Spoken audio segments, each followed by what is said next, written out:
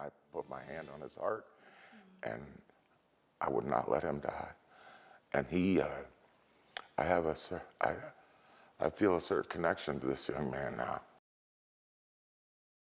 Tonight, we are hearing from a man who helped save the life of this Maryville police officer, Justin Brown. He was thrown from his motorcycle after colliding with a Tennessee Highway Patrol cruiser. It happened during a motorcade for Vice President J.D. Vance in town last Friday. That officer is still in critical condition but is recovering. And today, 10 News anchor Shay Smith spoke to the man who ran to help moments after this crash. Shay? That's right. Dan Verity was parked on the side of Lamar Alexander Parkway Friday evening around 6 p.m. as the motorcade went by. Although Verity did not know it at the time, he became instrumental in saving that Maryville police officer's life.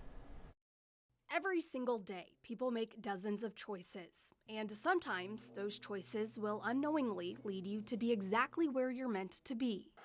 God put me here for a reason. Friday afternoon, Dan Verity and his daughter were heading to the store, but came across the motorcade for Vice President J.D. Vance in Maryville.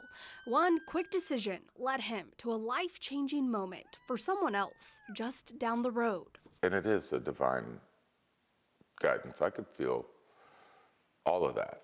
Verity says as he was watching the motorcade go by right in front of him, a Maryville police officer on a motorcycle collided with a Tennessee Highway Patrol cruiser. When faced with the decision, fight, flight, or freeze, Verity chose to fight for Maryville officer Justin Brown's life.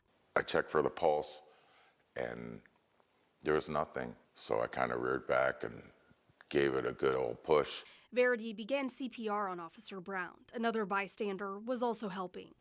I gave it, a few pumps, and he started to a pulse and a few shallow breaths.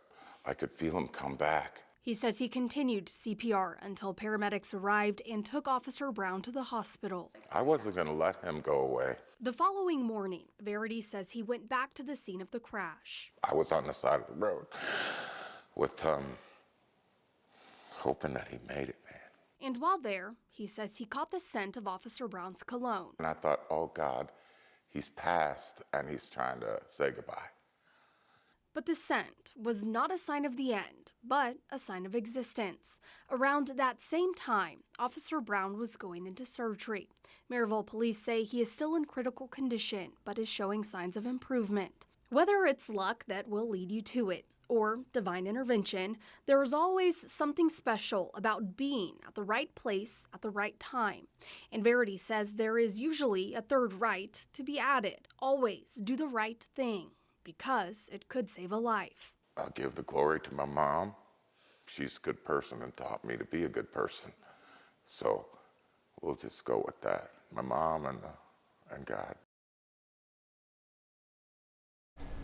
Now, Verity says last night Maryville police called him and thanked him for helping Officer Brown. He says despite having that short but very significant interaction with Brown, he feels like he will always be connected to him and, of course, would love to meet him one day. And we hope so, too. And Shay, did you talk to him about how he knew what to do in that situation and how he knew to do CPR? I did. He is actually a chef, so does not even work in the medical field, is not a first responder. He's a chef, but he says he learned how to do CPR through Boy Scouts and honestly, just watching TV as well. All right. Thank you so much for that story, Shay.